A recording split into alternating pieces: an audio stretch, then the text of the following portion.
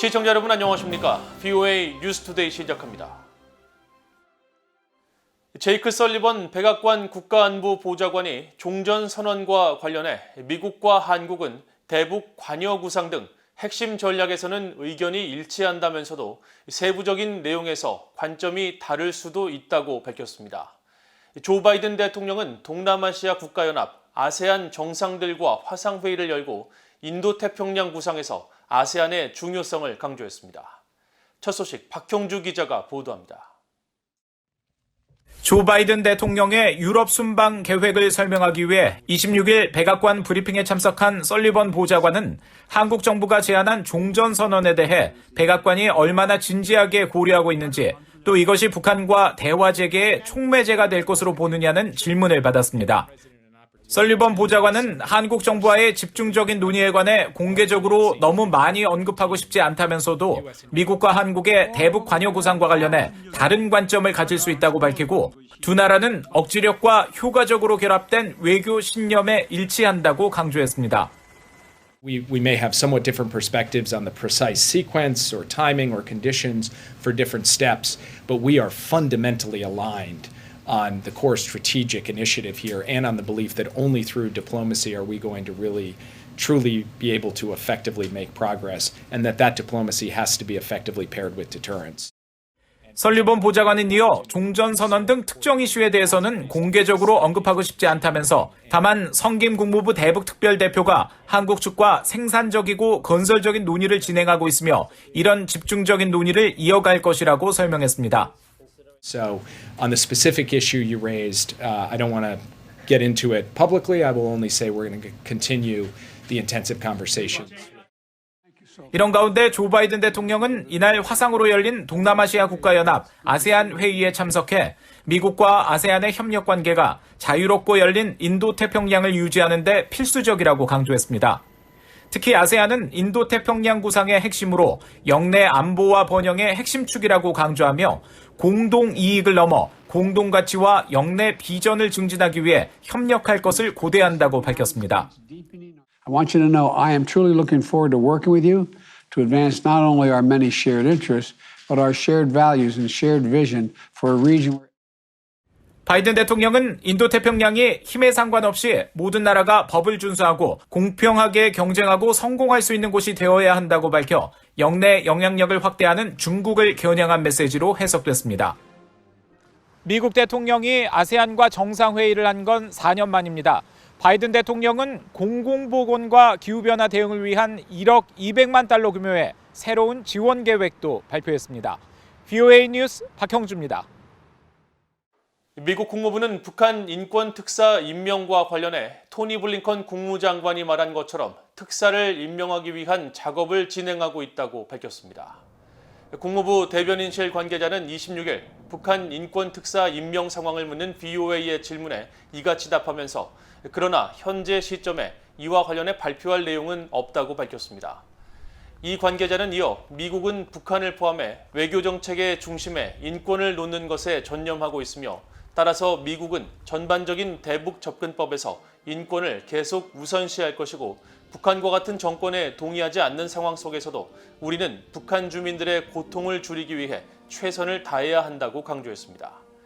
한편 레드 프라이스 국무부 대변인은 이날 정례 브리핑에서 이달 말 영국 글래스고에서 열리는 UN 기후변화협약 당사국 회의에 북한이 참석한다는 언론 보도와 관련해 회의 기간에 미북 간 만남이 예정돼 있느냐는 질문에 그런 계획에 대해 알지 못한다면서, 다만 북한과 관련해 우리가 폭넓게 말해온 것은 외교가 가장 효과적인 수단이라고 믿는다는 것이고, 이는 한반도의 완전한 비핵화를 달성하기 위해서라고 말했습니다.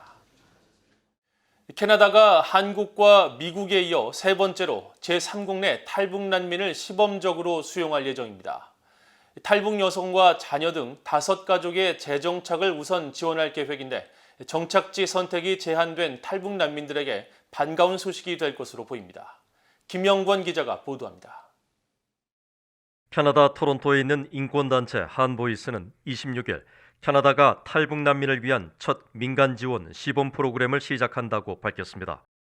이 단체는 캐나다의 이민난민 시민부와 공식 협약을 맺었다면서 정부의 행정적 지원 속에 태국 등 경유지에서 여성 중심의 탈북 난민 5가족을 2년 안에 수용해 캐나다 시민사회가 재정착을 지원할 계획이라고 밝혔습니다. It's really two things. The first is ensuring that Canada is a permanent pathway in the future. And the second is hoping that this is a spark to open up new doors and pathways for North Koreans around the world.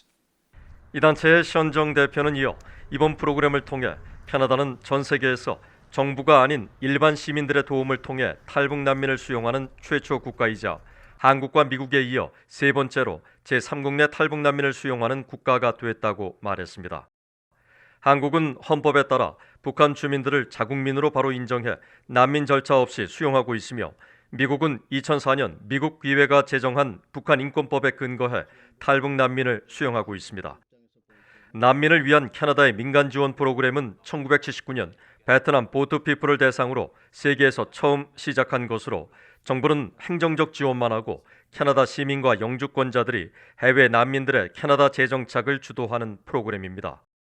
한보이스는 가장 취약한 탈북 여성과 이들의 자녀들에게 초점을 맞춰 캐나다 입국 후 12개월 또는 최대 36개월까지 재정착을 지원할 것이라면서 식비와 주택 임대료, 통역, 교육, 교통, 의료 등 생활 전반에 필요한 경비가 제공된다고 밝혔습니다.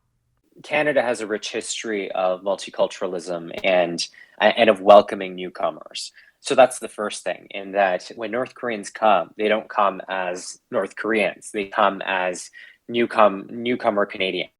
캐나다 정부는 지난 2007년부터 캐나다에 입국한 탈북민 2천여 명에게 난민 지위를 부여했거나 보류했지만 이들이 한국에 정착한 뒤 이주한 위장 탈북민으로 확인되자 대부분 한국으로 추방했으며 지금은 100명 이하가 거주하고 있는 것으로 알려졌습니다.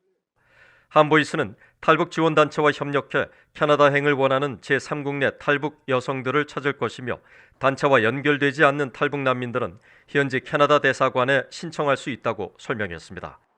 그러면서 잔혹한 김정은 정권을 피해 탈출한 탈북민들이 캐나다에서 치유와 안식 속에 새로운 삶을 찾길 바란다고 밝혔습니다.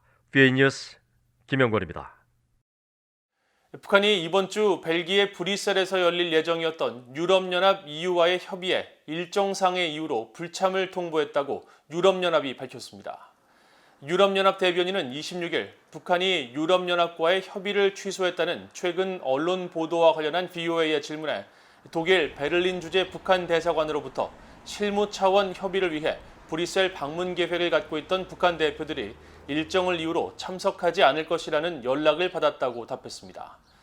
앞서 유럽연합은 유럽연합 업무를 담당하는 베를린 주재 북한 대사관 대표단과 실무 수준의 교류가 이뤄질 것이라고 전한 바 있습니다. 북한은 기후 관련 위험 등의 문제로 연간 2억 4천만 달러 이상의 경제적 손실이 발생할 수 있다고 세계 기상기구 WMO가 밝혔습니다. 세계 기상기구는 26일 발표한 2020년 아시아 기후 상황 보고서에서 UN 아시아 태평양 경제사회위원회 자료를 인용해 북한이 이상기온과 홍수, 폭풍 등 기후 문제에 따른 간접 손실로 2억 4천만 달러, 한국 돈으로 약 3조 원의 경제적 비용이 발생할 것이라고 분석했습니다. 또 북한은 1990년부터 2018년까지 약 30년간 산림 면적이 12% 감소해 15개 조사국 가운데 미얀마와 캄보디아에 이어 산림 면적이 가장 많이 감소한 세 번째 나라라고 밝히고 산림 면적 감소에 따른 기후변화 피해를 겪고 있다고 평가했습니다. 이번 조사에서 기후 위험에 따른 피해가 가장 많이 발생하는 국가로는 연간 2,380억 달러의 중국이 꼽혔고 인도와 일본, 한국이 그 뒤를 이었으며 국내 총생산, GDP 대비 피해 규모는 타지키스탄과 캄보디아, 라오스 순이었습니다. 이상으로 VOA 뉴스투데이를 모두 마칩니다. 시청해주신 여러분 고맙습니다.